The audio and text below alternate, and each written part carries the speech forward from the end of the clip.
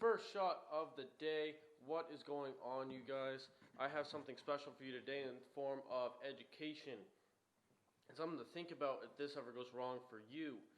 I'll get right to the gist of it. Basically, I was on the highway driving.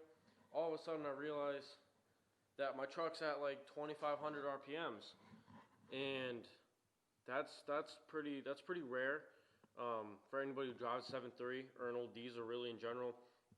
Is that they don't tack up too high, and so being on the highway, I'm thinking I should be in overdrive like 1.5 or like 1,000 RPMs, right?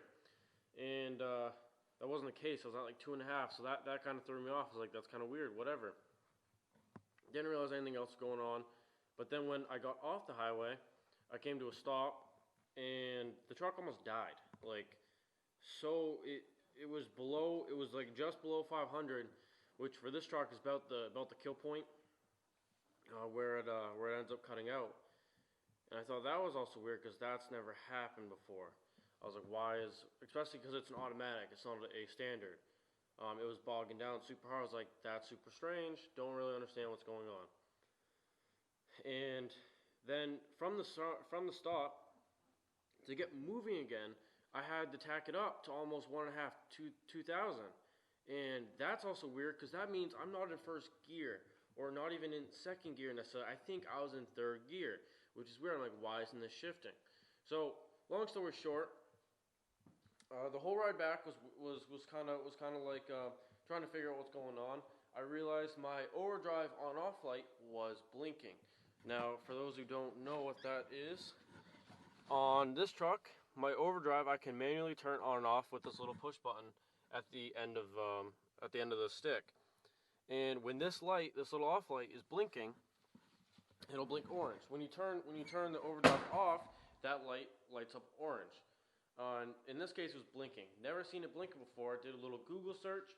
Turns out when that light is blinking, that's basically your check transmission light. It means something's wrong with your transmission. You should be careful. It's sort of like your check engine light, but for your transmission. And going into it, I was looking on the internet, like what could be going wrong. And I ended up finding that this transmission has some ground issues. A lot of the earlier Ford transmission, especially automatics, were having some ground issues. So I was like, weird. There could be some electrical issues. Also looking in, people were saying that they were getting this light when they had their torque converter starting to fail. And those were like, not ideal. If like, because for example, my shift solenoid, for just one of them, there's two in this truck, is like $350. The torque converter is only like $250, but it's just a pain to change. And this kind of making me worried. I go down to a buddy. He's got a code reader. I plugged it into this thing.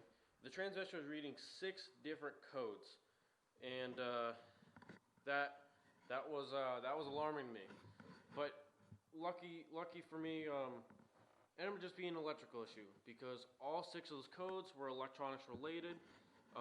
The mechanic that I borrowed it from, a good friend of mine, he said I should go looking around for some bad wires, possibly bad ground, especially within Maine. All the road salt, things can corrode very quickly up here.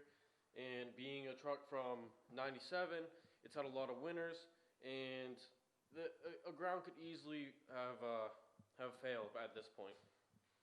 So I started digging around, and I was looking at the wiring harness to the back of the transmission.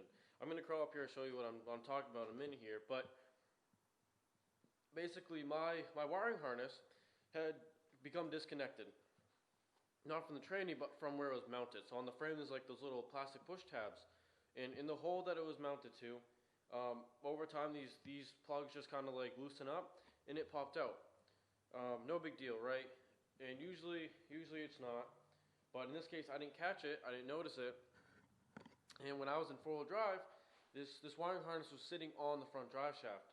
So over time, me being in 4-wheel drive, the front drive shaft was spinning and wearing down the coating on these wires, and one of them actually split. Now, it was luckily only one wire. I just disconnected it, I extended it, put connectors on it, and just reworked it, retaped it, and I also added a second ground. and that seems to solve my problems. I don't have any problems with it anymore. I took it up for a drive earlier, and it was working. It was working like new again. So now I'm gonna go ahead and crawl under here for you and show you what wires I'm even talking about. Now this is the ground I added. It's going up towards the bell housing, but right here is the front drive shaft, transfer case.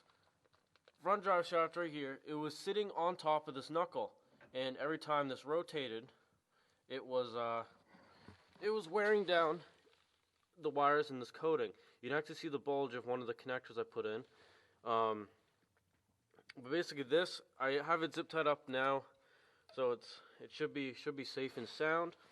But this wire harness was laying up against this knuckle, and every time this rotated, it would slowly wear it away to the point where it ends up failing me. So not a huge deal. Let me crawl under here for you. So let me turn off that light. My golly. Anyhow, not a huge deal, but definitely something to think about when you're having some transmission issues before you end up spending the big bucks and sending it to a shop even to look at it, because they're going to charge you a lot to even just look at it. Transmissions are expensive, and this didn't cost me anything but my time, really. Some electrical tape, some connectors. It's a few dollars if you don't have any of that laying around, but it's a lot better than spending the money on transmission parts and having this problem end up still happening anyway because you have a wire disconnected. So I just want to touch on that for you guys. Pretty boring video, but something to think about if you're having transmission issues on your older Fords. I check your grounds. Grounds are pretty unstable on these vehicles, especially if you're in the road salt a lot and they're always corroding. Anyways, guys, I just wanted to touch on that for you, give a little insight, give a couple tips for you for what I've been going through with this truck and how you can fix it for a very reasonable amount of money. And yeah, so anyway, if I taught you anything, please subscribe, please like the video. There'll be more, especially on this build right here. You've all seen it, you all know it, you're all gonna fucking love it when it's done.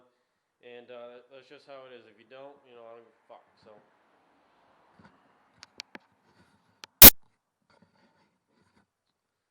anyway, thanks for watching, guys. I appreciate it.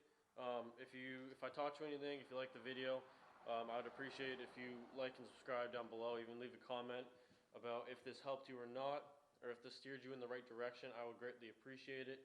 Stay tuned. I have more on this build coming soon, especially with the new sandblaster. There should be some exciting stuff coming. So anyway, guys, have a wonderful afternoon, and I will see you next time.